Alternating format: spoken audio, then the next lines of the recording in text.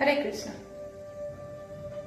40 वर्ष बयस जो रास्ता कड़े आप गोटे सफल व्यवसायी पाखे ठिया हे से आपन को फिल हम जे से आपण बहुत अधिक कमाऊँगी और भी गवर्नमेंट को टैक्स दवा पड़ुनी।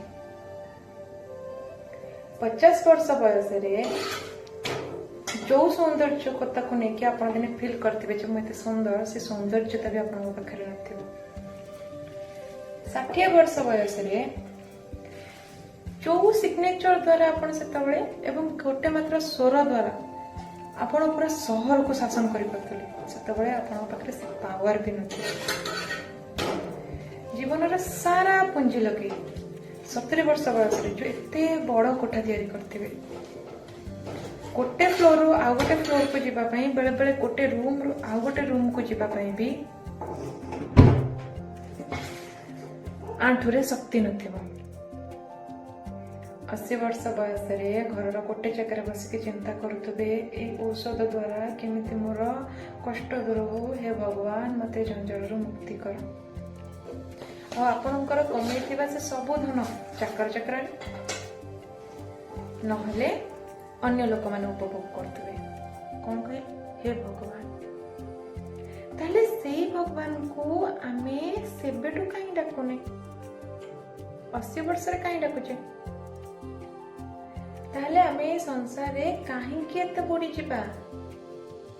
ए संसार को आमे सेतिकी पुण्य करिछे बोली आसीछे मनुष्य जन्म आमे सेतिकी पुण्य करिछे बोली आज श्रेष्ठ जन्म मनुष्य जन्म पाइछे।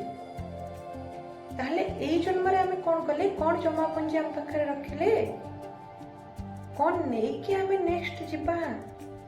ए सब तो किछ नै कि जाई परिबानी सेटिकी कोन नै कि जिबा कोन देखेबा आमे कोन आनिछे एते बड़ श्रेष्ठ जन्म पाइकी।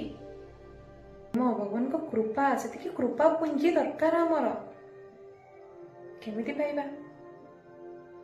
ताले आमे जहाँ भी करुचे जहाँ भी उपभोग करुचे जहाँ भी व्यवहार करुचे तो कृष्ण केंद्रिक करबा से भगवान को प्रति से ग्रेटिट्यूड रखिबा जे आपणक पई आपणक द्वारा आपणकर आमे एटा पाइछु सेति पई आपनको धन्यवाद।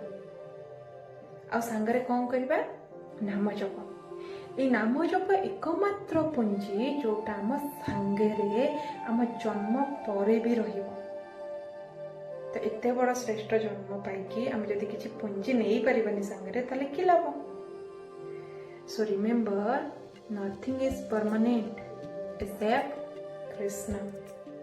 सो chant Hare Krishna and be happy. Hare Krishna.